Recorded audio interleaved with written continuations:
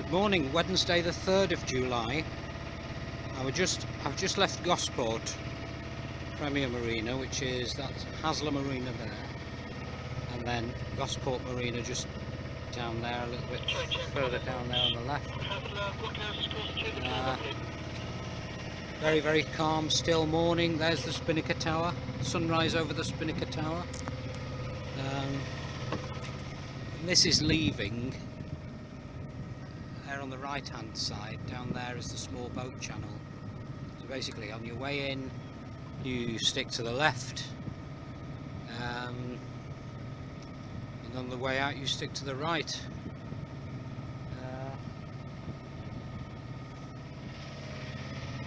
One of the Gosport ferries there. You'll have to look out for those on the way in.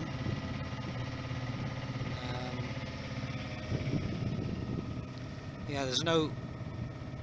I think there's a big ship just left fairly recently, but no, not much traffic at all at this time of the day, which is good. About 8 hours to run to Brighton, 8.5 hours, something like that, run to Brighton. So a shorter day for me today, actually. It's going to be quite nice.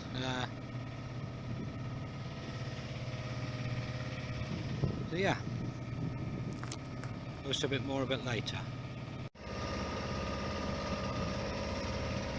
So just a very quick update then. So yeah, we left Portsmouth at 5:30 this morning.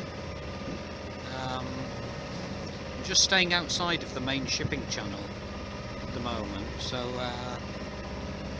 just on the inside of the main shipping channel. So yeah, Portsmouth in the background, Isle of Wight over there.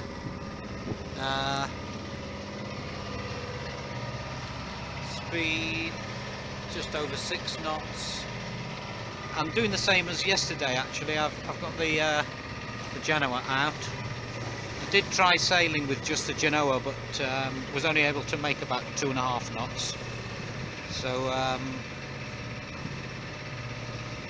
I might have got there tomorrow morning at that speed. So yeah, everything's fine. ETA in Brighton is about 1 o'clock, and we've got the tide with us most of the way as well.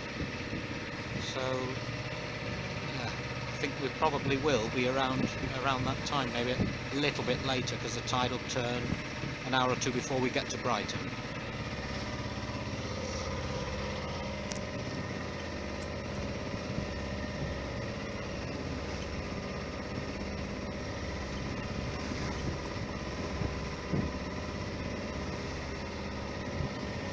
The winds are quite a lot lighter than yesterday actually as well.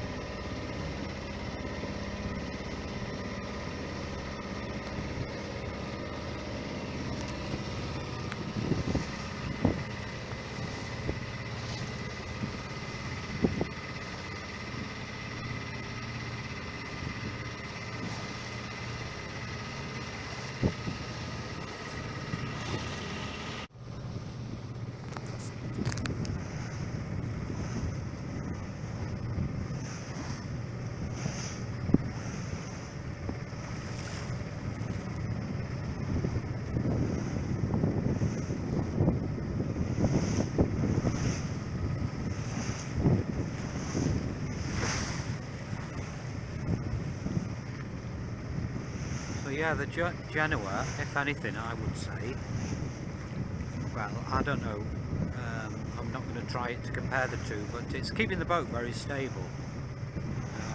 Without any sail at all, the boat would just be rolling from side to side, horrible, uncomfortable motion. So either sail works well to stabilise the boat when motor sailing.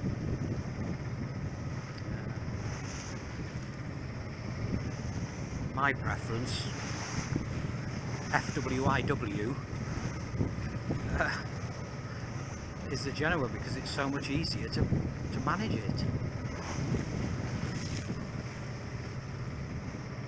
I'm not sure really why they accepted sort of wisdom seems to be that when motor sailing you always set your main.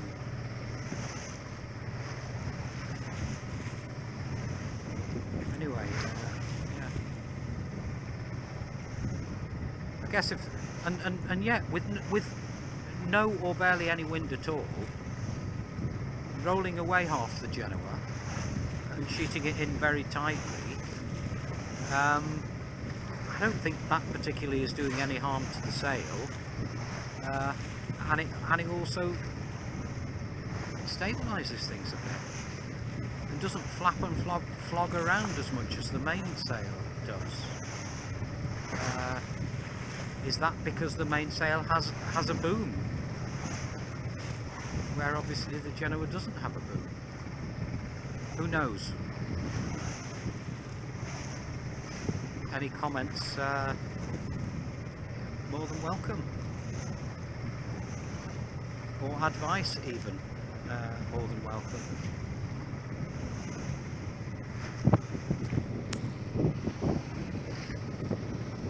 Or suggestions, more than welcome.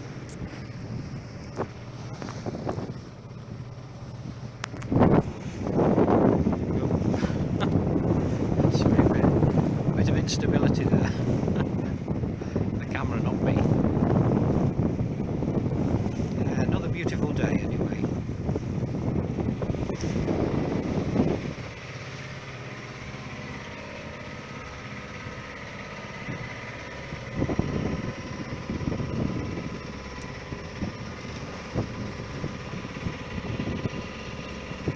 Right, here's a quick update then. Come through the Loo channel, which was like a washing machine. It's coming up to 9 o'clock now. We've got about 4 hours to run. The winds are forecast about 10 mile an hour, 10 knot easterly winds. I thought the sea conditions would be much better than this. Actually, it's really pretty rough and pretty horrible, if I'm honest, and I'm going to be bashing into this lot. I mean, it's wind over tide, and this is what you get when it's wind over tide. But I really didn't think the sea conditions would be as bad as this. And the wind, of course, is right on the nose, as it normally is when you want to sail. The wind is coming from exactly the direction that you want to sail in. I was debating whether or not to do the last leg from Gosport to Brighton today, or whether to leave it until tomorrow. But the forecast for tomorrow is not very much different to today. And I woke up this morning and I thought, you know what, just get on with it, just do it. So we have another 4 hours bashing into this lot. Give you an update when we get back, after we've got back probably.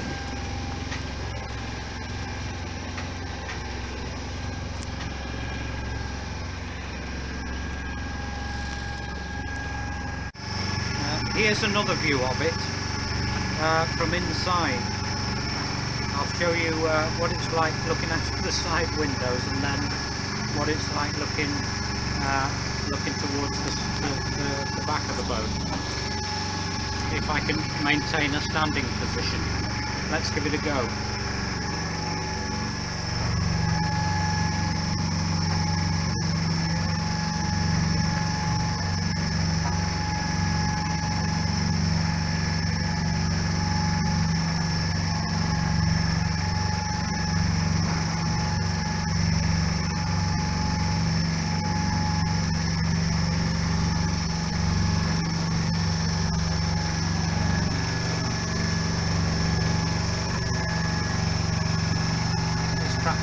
Best impression of how horrible it is.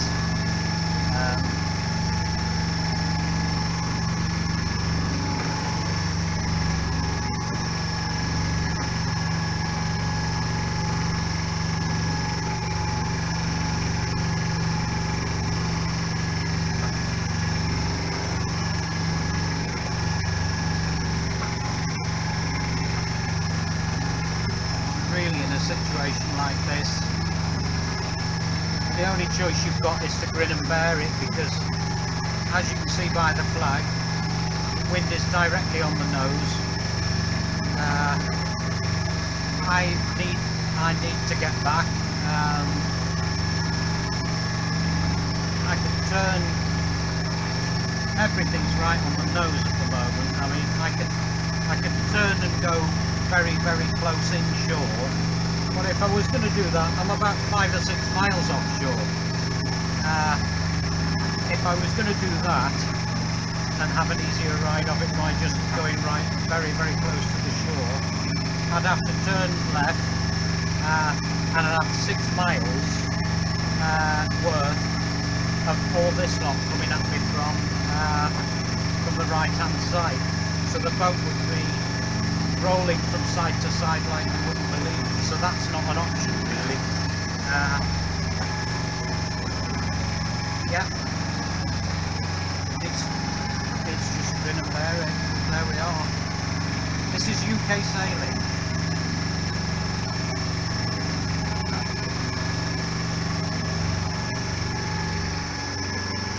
There's a cooker. I might have to make a cup of tea. Right, it's 10 o'clock now.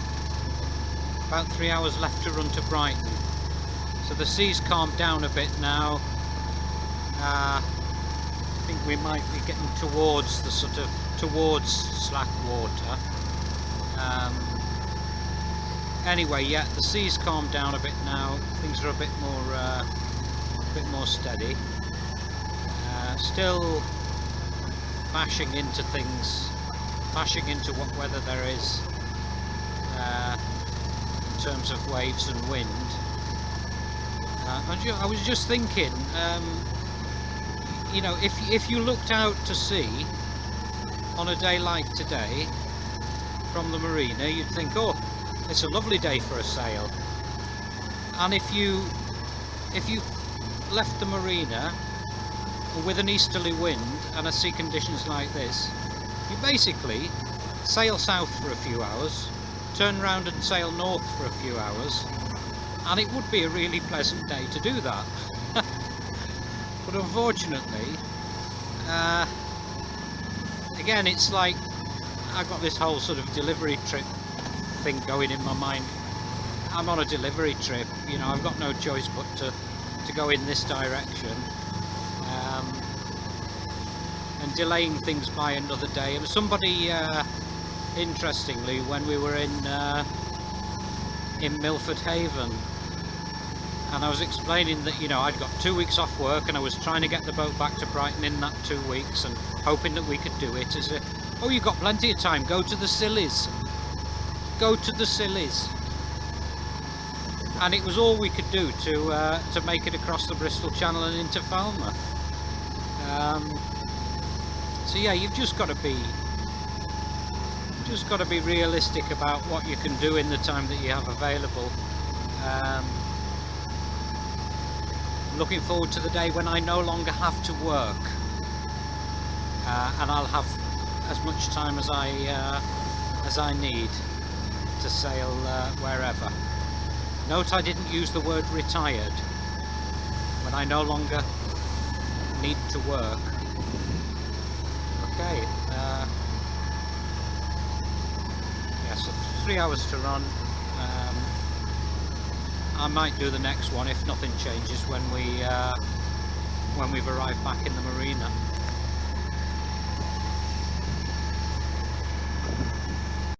Yeah, so here's quite a good case in point about what I was talking about earlier about delivery trips and bashing into the wind and the waves. This is what happens when you try and do what the weather and conditions suggest it wouldn't be that much of a good idea to do. However, over there, which I think you'll be able to see with on the video, is somebody who's just drifting downwind, probably having a very nice, pleasant, gentle sail in the afternoon sun. So there we are, there's me trying to bash into all this lot, and there's him who's got the right idea, or her, or them, having a lovely little pleasant afternoon sail. Anyway, there's another one there doing the same thing. Well, he's motorsailing, she's motorsailing, but they are motorsailing. I must be inclusive with my pronouns. Yeah. And obviously, well, not obviously, you might not be able to see it, but we've just got to the start of the wind farm. I think you probably can see it, yeah. I don't know how many windmills there are, but there are quite a number. Yeah, just at the start of the wind farm. I'm now waiting for a call back from the marina for them to let me know whether or not they've moved the abandoned boat that's in the berth that I'm supposed to be going into, or not. I asked them to do this a month ago. Anyone watching these videos probably thinks I'm a right boner. I asked them to do it a month ago when my contract started, and then I asked them for the second time would they please move it on Monday, and it's now Wednesday lunchtime, and the guy said he's going to check and ring me back.